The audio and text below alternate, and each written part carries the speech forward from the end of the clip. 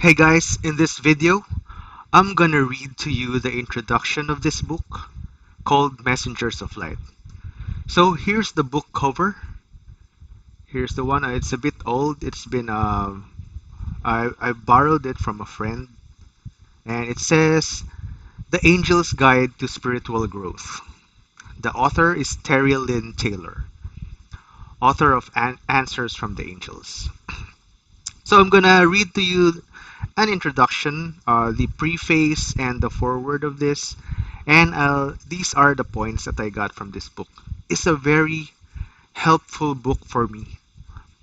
So, as you can see in the cover, it has some angels, like they're and it may look like a traditional religious book, but it's not.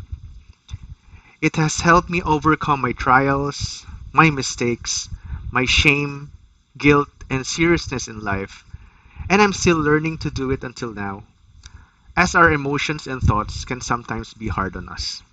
So it's also aside from the it helped me from the negative aspects. It also helped me obtain peace, and also on the positive side, to appreciate life more, to be more grateful, to thank to be thankful every day for all that I have right now. It is an everyday learning process that needs regular reinforcement. So it helped me to take life lightly, not to be too serious, and find humor and lightness in every day. It helped me find a reason to laugh every day, to find laughter. I learned a lot of tools and methods that I can use to add to my prayers and meditation through the help of angels as discussed in the book. And it assured me that I'm not alone, and you are also not alone. This kept me sane during the past year and until now. Which is why I'm sharing this with you, as I have found a gem of a book and I'm sharing this gift. Now, if you want to buy the whole book, I have put a link on the description and comment box below in case you want to purchase the book from Amazon. I'll be uploading my videos for every chapter one by one over the next several weeks, so be sure to check my channel once in a while. Again, this is Carlo Matig-a, and I'm reading to you the introduction for the book, Messengers of Light. Here goes. Foreword. When I first met Terry Taylor and heard about all of her remarkable angel experiences, I was a bit nervous. I wanted an angel experience too. Every night before I went to bed, I'd send out a mental prayer fax requesting my very own bona fide angel experience. Okay, highest angel, if you're really there, prove it. I want to meet an angel, ASAP. Thanks, hon. I figured it was alright to be blunt because Terry assured me angels appreciate a no-nonsense approach to things. They also have a great sense of humor, which I hope they weren't indulging at my expense as the weeks passed and the only remotely heavenly visitation I received was a house call from two effervescent Jehovah's Witnesses. I dispensed of these hefty ladies quickly enough, although the guilty thought did occur to me that they might very well have been angels in disguise, and I'd really screwed up. Don't worry about it, Terry would laugh. You'll have an angel experience one of these days. Just be patient. Several weeks later, I was sitting in a coffee shop in Silver Lake, writing away, when a round, jolly, bearded young man in a loud Hawaiian shirt waved to me from another table. You look like the kind of person who'd like to see something wonderful that I just bought, he trilled. Sure, I replied. He trotted over to my table with a big bag, from which he produced the most beautiful carved stone cherub head I'd ever seen. "Oh," I breathed. "I've been wanting one of these for at least a year." "Would you like it?" He smiled. "Would I? I mean," I looked at him keenly. "How much is it?" "I'll sell it to you for $12." I knew that this was a fabulous bargain because I'd just been to Bullock's, where tacky-looking terracotta cherubs were going for 35 bucks. "It's a deal." I grabbed the cherub. "Who are you?" My new friend shrugged and plopped himself down at my table. "Eat, eat," he admonished me. "Never let the food get cold." I found out that his name was Chris L. Esperance, that he was an artist, and that he had a collection of some 150 cherubs and angels, which was when it hit me like a celestial brick. "Are you an angel?" I inquired. Chris roared with big, booming laughter. "Maybe. Are you?" "Not that I know of, but you have all the qualifications of an angel, according to my friend, Terry Taylor, who's writing a book on them. You're happy and friendly, and you like to laugh, and you just brought me a mysterious angelic gift." Chris looked at me intently. "Is there anything else you need?" "Yeah," I said, "about $5,000 before April 15th. "Taxes?" "Uh-huh. When is April 15th?" "2 weeks." "Never mind. I know it's ridiculous. I can't think of a single way $5,000 is going to come into my life between now and then." He was silent for a moment. "You'll have the money," he pronounced presently. "Not in 2 weeks, but in three. You're going to have a lot of money. A lot of money."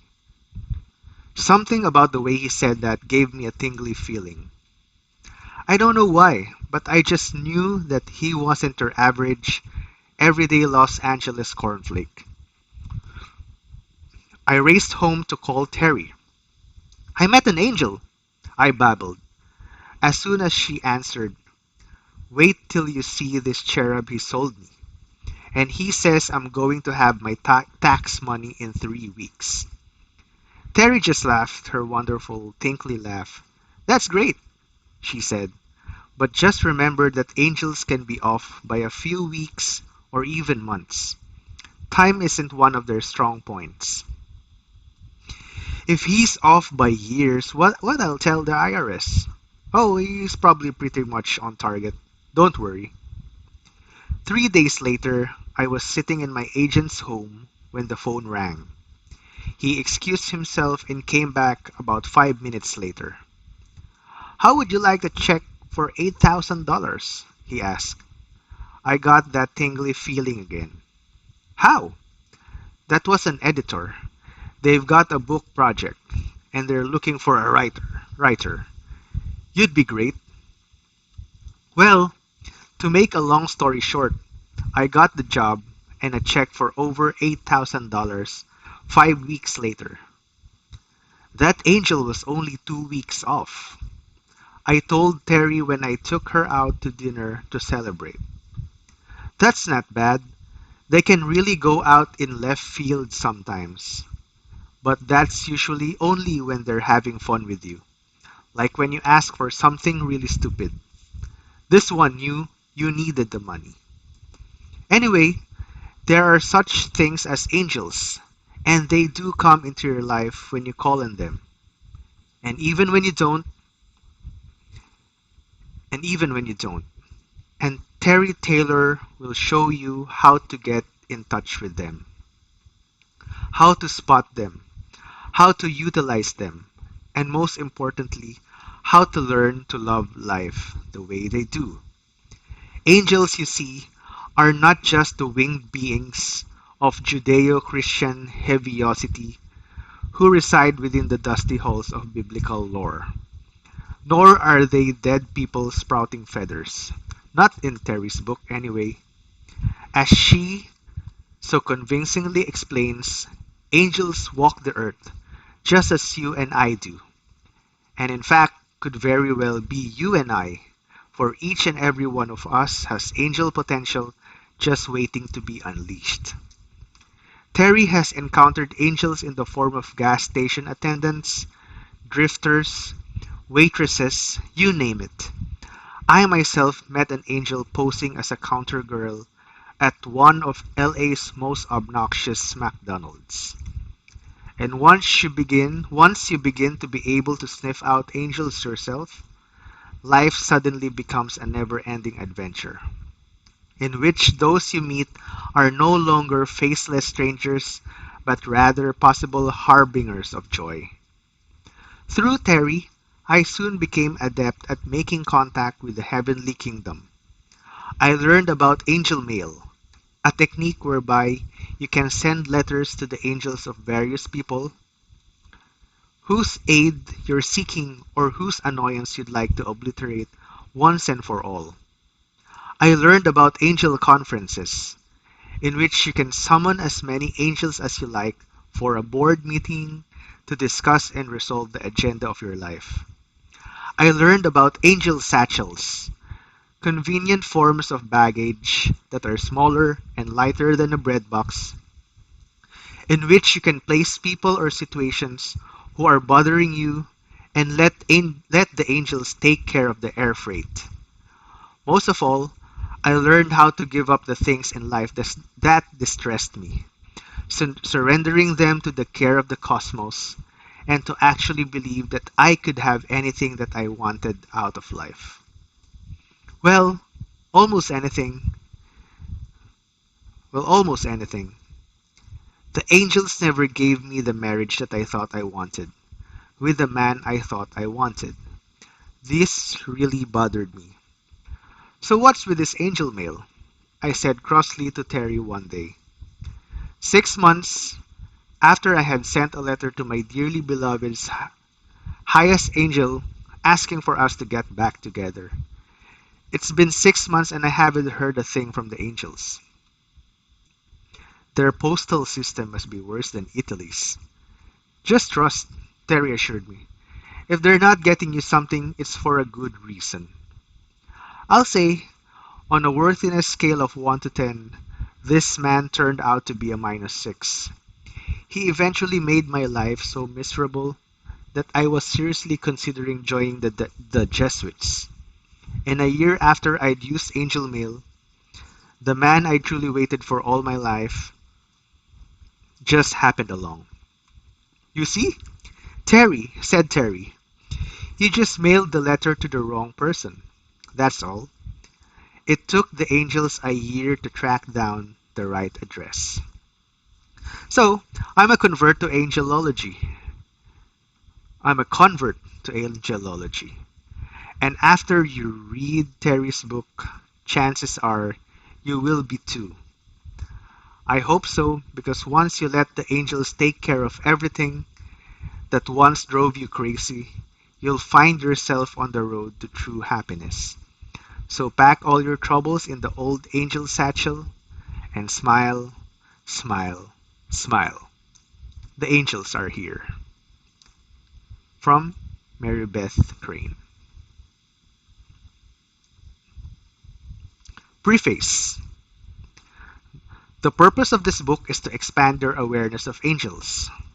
This book is not about whether or not you believe angels exist. This is not up for debate.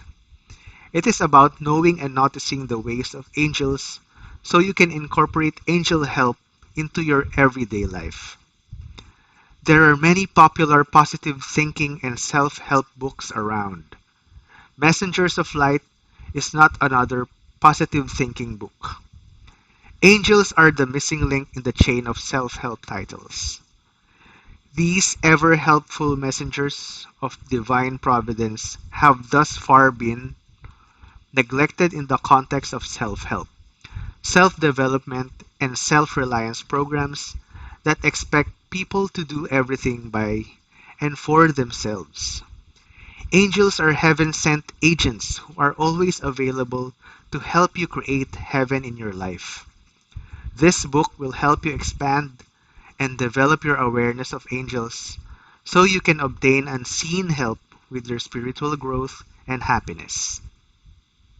If you listen, you will hear angels in the lyrics of songs. You may even see angels in faces, paintings, windows, or the sky. You may feel them touch you gently on the shoulder. You may find yourself reading about them in the newspaper or hearing about them on the evening news. And you may notice their jasmine or rose scent in the strangest places. Looking for angels will bring them to you. About the structure of this book.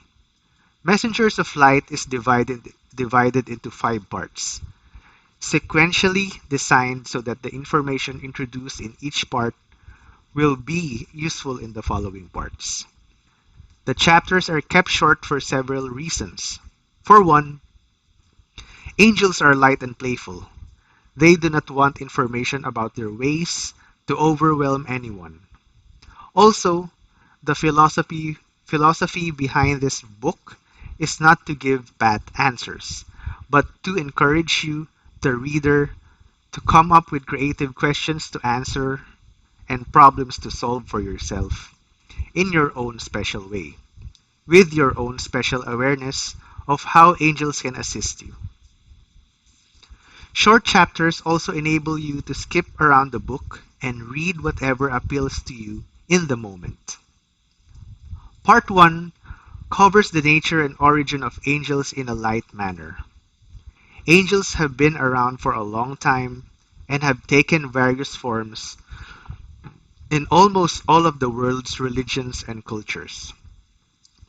This section discusses angels in terms of their own realm, which is heaven. Part 2 introduces the angels we will be reading about throughout the book and gives examples and definitions of the various halos angels wear. This section will explore the roles angels play and their special activities. Part 3 is the method section. In it, you will discover ways to attract the angels described in Part 2 and ways to get their attention focused on you for achieving favorable consequences and joyful living. Part 4 is about leading a more angelic life. This section gives a few ideas and practices meant to help you incorporate your higher self into your everyday life.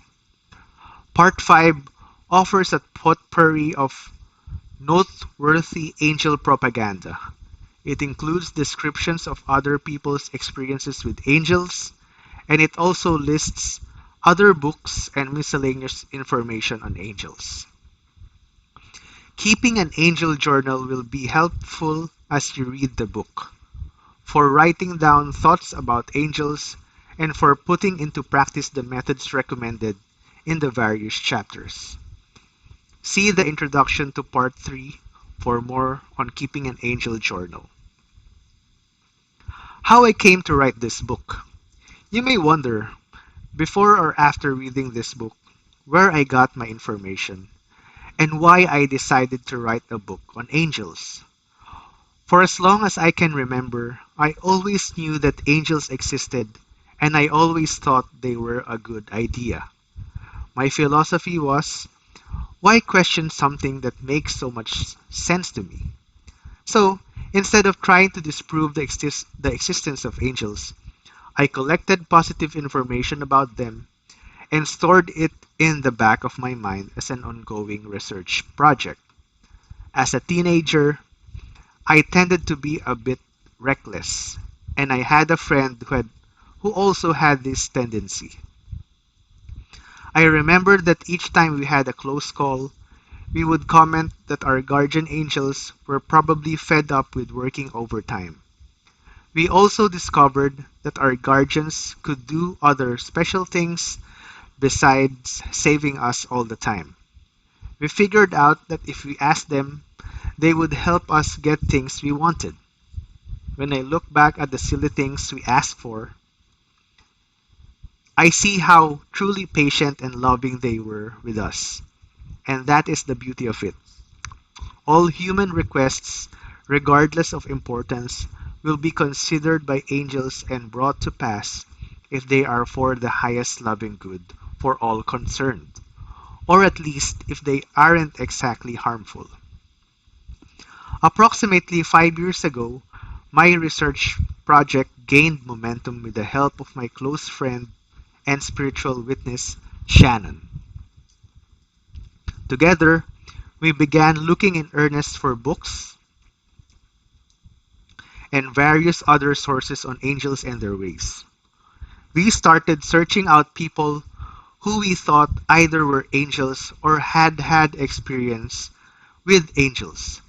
Whenever we met someone, we would ask, "Have you ever seen an angel?" We started noticing and sharing the synchronistic events the angels gave us. Most of all, we discovered how fun and light life can be when angels are around in full force. When I started out with the idea for a book about angels, initially I was going to try to attribute all mystical, metaphysical, and psychic experiences to angels. I was going to include all the extraterrestrials and channeled entities I'd been told about under the banner of angels. I was also going to try not to talk about God in the book for fear of turning off some readers. Well, when I actually started writing about angels, I was led in a different direction.